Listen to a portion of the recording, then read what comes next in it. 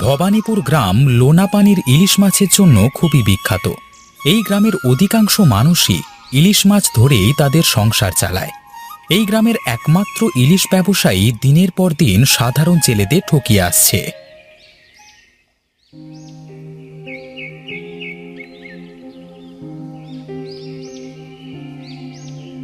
এই নাও বাবা তোমার চা। হ্যাঁ দে মা দে, আজকে অনেক দিন পরে তোর হাতের চা খাবো।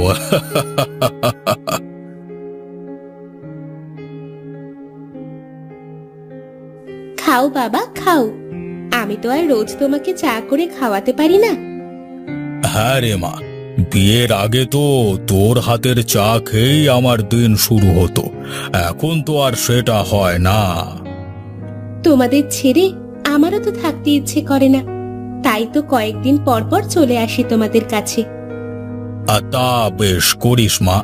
আচ্ছা, জামাই বাবাজি কবে আসবে রে মা? ওর তো অফিসে অনেক কাজ, দু একদিন পর অফিস শেষ করে সন্ধেবেলা আসবে। রাতে থেকে সকালে আবার আমাকে নিয়ে চলে যাবে। কি বলিস কি, আজ কতদিন বাদে জামাই বাবাজি আসবে, একটু ভালো মন্দ খাওয়াবো জামাইকে। তুই বল জামাইকে দুদিনের ছুটি নিয়ে আসতে। আমি বললে আমার কথা শুনবে না তোমার জামাই, তোমার জামাইকে তুমিই ফোন করে বলো। আচ্ছা ঠিক আছে, দেখি ফোন করে। আচ্ছা তুমি কথা বলো, আমি রান্নাঘরে গেলাম মায়ের সাথে রান্না করতে।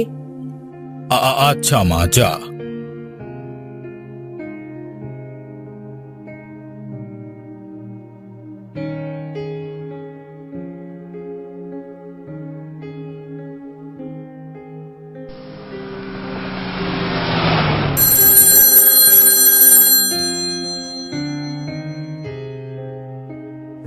হ্যালো, নবীন স্পিকিং। হ্যাঁ বাবা, কেমন আছো তুমি? আমি তোমার শ্বশুর মশাই বলছিলাম আর কি। হ্যাঁ বাবা, ভালো আছি। আপনি কেমন আছেন? মানে বাসা সবাই ভালো আছে তো? হ্যাঁ হ্যাঁ, বাড়ির সবাই ভালো আছে। তা বাবা, তুমি কবে আসবে? হ্যাঁ বাবা, অফিসে তো কাজের অনেক প্রেশার, ভাবছি আমি পরশু সন্ধ্যায় এসে রাতটা থেকে সকালে আবার পারুকে নিয়ে চলে আসবো। সেটা কেমন কথা বাবা? আরে অনেক দিন পর আসছো আমাদের এখানে, অন্তত দুটো দিন তো থাকতেই হবে, তাই না? বাবা, থাকতে তো আমিও চাচ্ছি, কিন্তু অফিসে কাজের যে পরিমাণে প্রেশার, ছুটি পাবো না বোধহয়, বুঝলেন? কাজের প্রেশার তো সারা জীবনই থাকবে বাবা।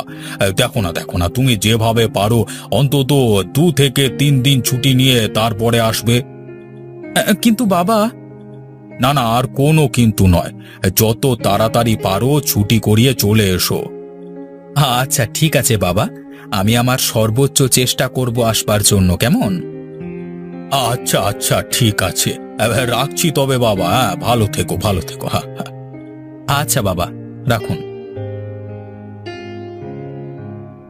এই চাকরিজীবীদের এই একটাই জ্বালা, শান্তি করে কোথাও দুদণ্ড দাঁড়ানোর মতো নেই।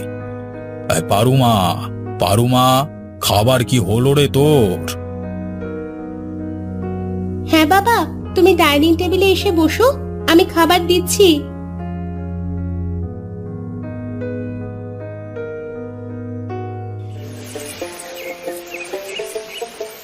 না, এই ব্যাপারীগুলো যে কখন আসবে কে জানে। এদিকে তো আর বেশি দেরি করলে মাছগুলো নষ্ট হয়ে যাবে। ওদের আবার কি, ওরা এসে তো যদি দেখে মাছ তাহলে নামিয়ে চলে যাবে। হ্যাঁ, লোকসান হলে তো আমাদের হবে, তাই না? না না, এমনিতেই নোনা জলের ইলিশ বরফ ছাড়া বেশিক্ষণ ভালো থাকে না, তার উপরে আবার এত দেরি করছে কেন কে জানে, দত্তেরিকা। এভাবে চলতে থাকলে আবার হয় নাকি?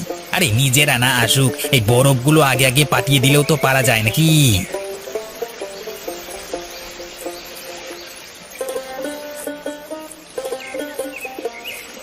কি রে, আজ মনে হচ্ছে অনেক মাছ পেয়েছিস তোরা?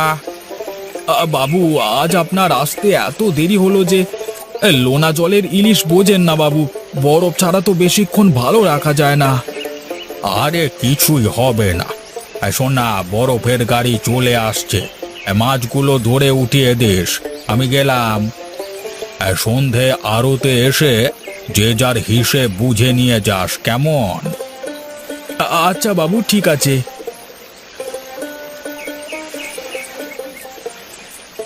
নাও বোঝো কাণ্ড। এই বাবু তো চলে গেলেন, এখন বরফের গাড়ি কখন আসবে কে জানে। এই মাছগুলো পচে গেলে কি হবে? মাছ পচে যাওয়া আর না পচে যাওয়া কি, প্রতিদিনই তো আড়তদার মাছ পচার কথা বলে টাকাটা কেটে রাখে। এভাবে আর বেশি দিন মাছ বেচা যাবে না, আমাদের অন্য কোনো উপায় ভাবতে হবে।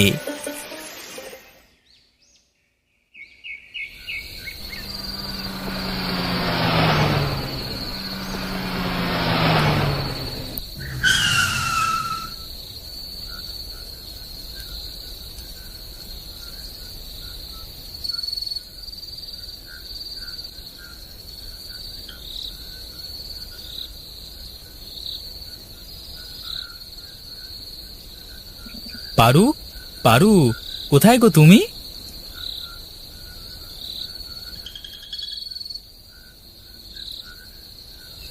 আরে, তুমি এসে পড়েছো?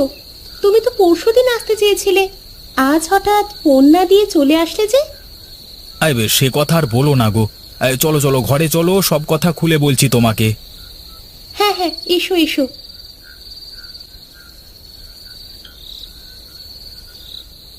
তুমি হাত মুখ ধুয়ে ফ্রেশ হয়ে ডাইনিং টেবিলে এসো, আমি খেতে দিচ্ছি তোমাকে। আচ্ছা আচ্ছা, ঠিক আছে, যাও, আমি আসছি।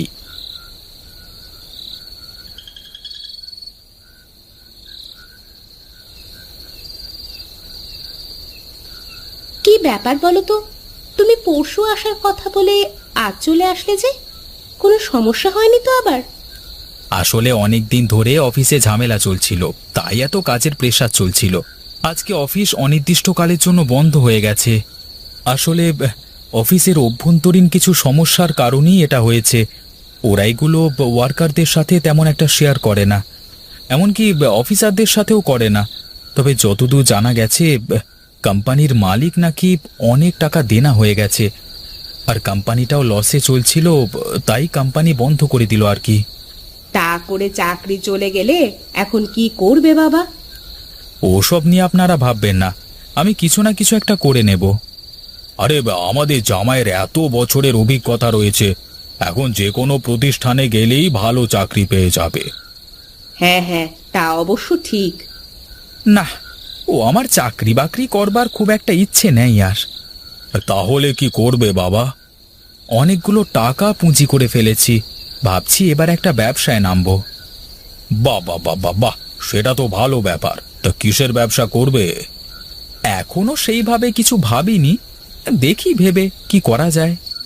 আরে এই লক্ষ্মী, কি করছো কি?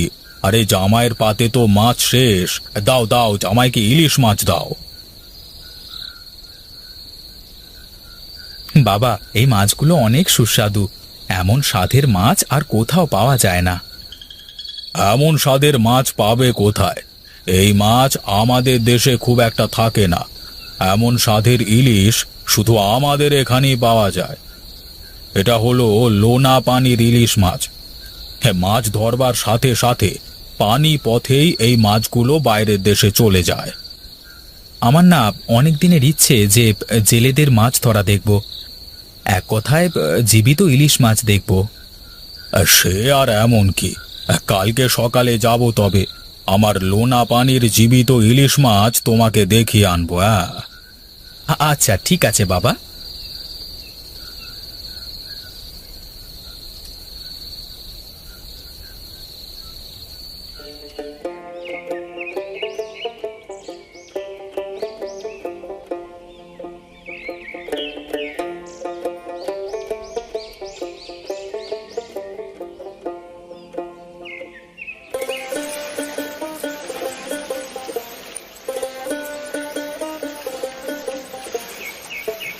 আরে বাবু, আপনি এত সকাল সকাল নদীর ঘাটে কি মনে করে? হ্যাঁ, আর সাথে জামাই বাবু মনে হচ্ছে।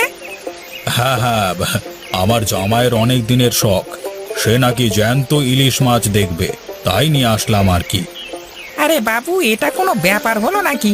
আসুন আসুন, আমার নৌকাতে উঠে বসুন।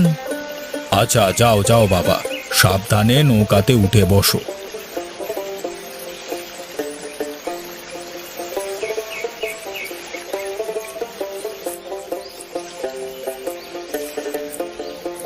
তো বাবু দেখুন কি করে মাছ তুলি।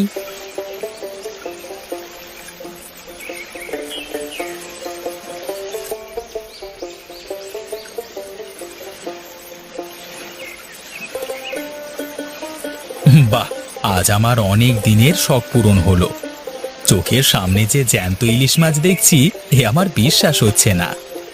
আসলে খুব কম লোকে এমন আছে যারা চোখের সামনে জ্যান্ত ইলিশ দেখেছে। আচ্ছা, এই মাছ আপনি কত করে বিক্রি করেন? এক এক সময় এক এক রকম দাম দেন মহাজন মশাই, কখনো 50, কখনো 60, কখনো 70 করে দেয়। কিন্তু শহরে তো ইলিশের দাম অনেক, তোমাদের এত কম টাকা দেয় কেন? আমাদের এখানে তো বরফ নাই, এই বরফ আনতে অনেক দূর যাওয়া লাগে। আর এলাকায় তো তেমন লোকজন এত টাকার মাছ খায় না, তাই বাধ্য হয়ে মহাজন যা দাম দেয় সেই টাকাতেই বাঁচতে হয় আর কি। মাঝে মাঝে তো মহাজন না আসলে সব মাছই পচে যায়। বলো কি গো, এত টাকার মাছ সব পচে যায়? হ্যাঁ বাবু, প্রায় এরকম হয়। চলো বাবা জীবন, অনেক মাছ দেখা হয়েছে, এক্ষুনি রোদ্দুর উঠবে। রোদ্দুরের মধ্যে এখানে আর থাকবার দরকার নেই। এই গণেশ, আমাদের পাড়ে দিয়ে আয়। হ্যাঁ যাই বাবু যাই।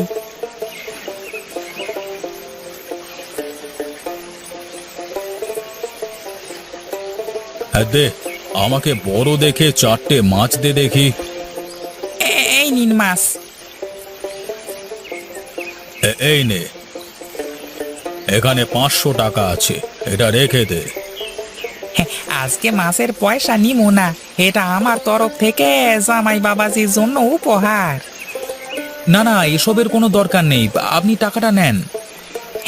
না বাবু, আজকে আমাকে পয়সা দিয়েন না, অন্য আরেকদিন দেন। হ্যাঁ, তবে আজকে এই মাছের পয়সা আমি কিছুতেই নিমো না।